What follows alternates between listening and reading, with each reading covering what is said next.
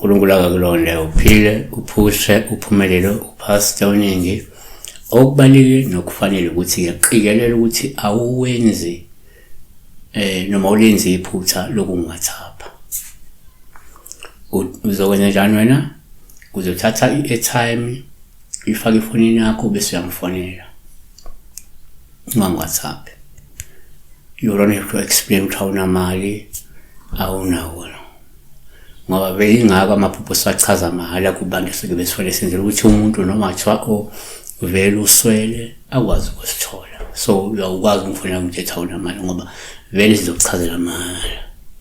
Wena kwakho ukufaka i-airtime bese kuthi kusangu-9 ka-5 ntambama uyafona nakhona uyabingelela uyazithula bese uchaza iphupho ngeke sibe nenkinga.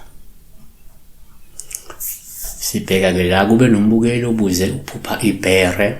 Yini ibhere? It's a bear. Omnye ngathi ibhele kodwa kubizwa ngebhere because ibhele it's a bale lelo tshani. Bese kuthi ibhere isilwane is an animal. We've got a black bear, we've got a white bear.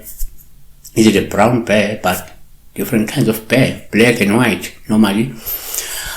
Ibhere limnyama nebhere limhlophe, maybe ngaba khona li-brown, but here sikhuluma ngebhere elimhlophe.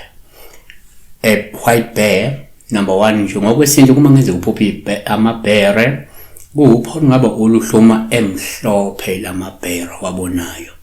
When you see white bears, singathi thina lokho kuwuphawu oluhle ngoba lusho ukuthi ngeze usukuba nenhlanhla ngoba kade uvakashele izidalwa okukanye izithunywa zentaba ezigezekile nezihlambulukile. Period. Okay, number two. Kuyenzeka uma uphupha amabhere kube uphawu oluhluma emhlophe. Lokho kusho ukuthi kungenzeka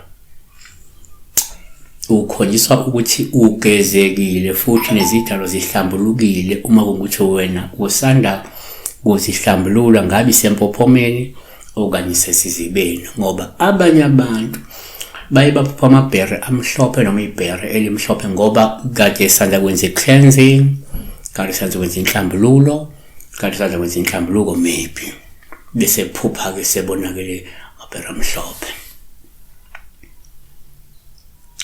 Number 3, abanye abantu kwesinye isikhathi kuma phupha amabhere yabo uphawu oluhle futhi umemhlophe ngoba lokho kungenzeka ukhonjiswa ukuthi ungabe umuthi okanye iziwasho ozisebenzisayo njengamanje zinamandla futhi zikusizile ukususa izichitho namathunzi zakushiya uhlambulukile ngoba omunye umuntu ungenzeka ephupha abona amabhere amhlophe kanti umuntu ogqumayo ogezayo uyagquma uyageza phala sebese phupha amabhere amhlophe.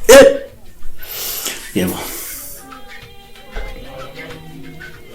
Siyabonga.